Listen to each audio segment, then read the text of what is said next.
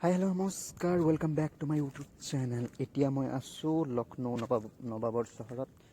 আজি কিছুমান ঐতিহাসিক কিছুমান বিল্ডিং মই দেখাবলৈ গৈ আছোঁ। এতিয়া আছে বৰা ইমামবাৰা, আৰু বৰা ইমামবাৰা মোগলীয়া যুগৰ এটা কাৰিকৰী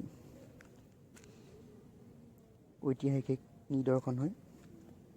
ইয়াত 4টা মেইনলি বিল্ডিং আছে। তাৰ ভিতৰত হ'ল এইটো বাৰা ইমামবাৰা, এইটো বিল্ডিং বৰা ইমামবাৰা, ভুলভুলীয়া, ওপৰৰখিনি ভুলভুলীয়া,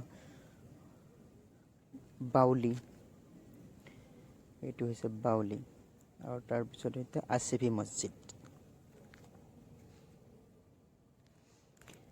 মোগল যুগৰ সম্ৰাটসকলে এটা উদাহৰণ যে তেওঁলোকে কেনেকৈ বিল্ডিংবিলাক বনাইছিল, একো চিমেণ্ট ৰড ব্যৱহাৰ নকৰাকৈয়ে কেনেকৈ বিল্ডিংবোৰ ইমান ধুনীয়াকৈ বনাইছিল তাৰ ঐতিহাসিক নিয়ম আজি সকলোবোৰ মই ভালদৰে এক্সপ্ল'ৰ কৰিবলৈ গৈছোঁ।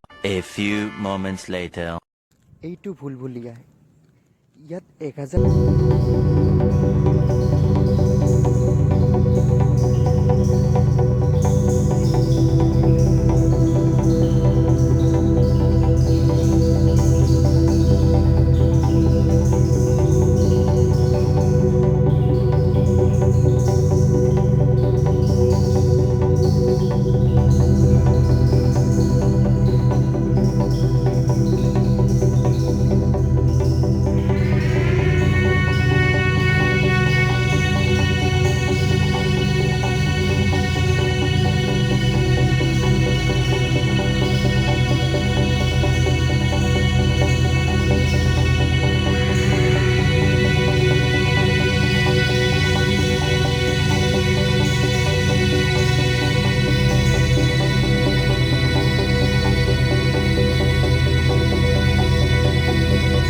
খিৰিকী ৰাখিছিল।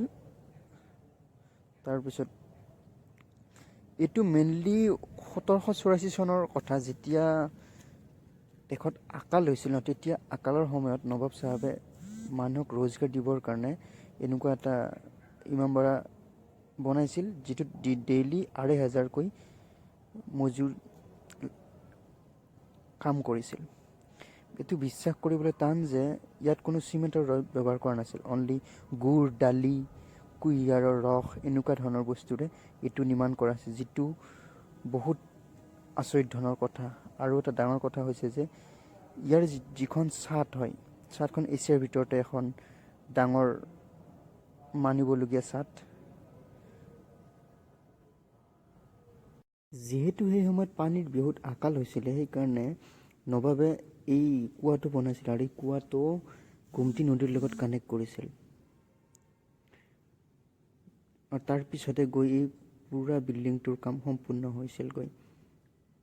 আৰু যিহেতু সেই সময়ত কেমেৰা নাছিল, সেইকাৰণে ইয়াৰ পানীৰ লগত ৰিফ্লেক্ট হৈ কোন আহিছে কোন অহা নাই সেইবিলাক সকলো গম পাইছিলে।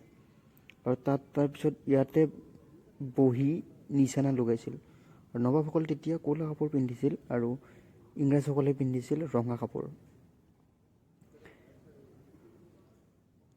আৰু শেষত এইটো হ'ল মছজিদ, যিটো কয় আসিফি মছজিদ বুলি কয়। এই বাৰা ইমামবাৰাৰ লগত জড়িত গোটেইখিনি ইনফৰমেশ্যন মই দিবলৈ চেষ্টা কৰিলোঁ। শেষত ভিডিঅ'টো কেনে পালে, ভাল পালে যদি লাইক, শ্বেয়াৰ, কমেণ্ট কৰি দিব, আৰু বহুত বহুত ধন্যবাদ।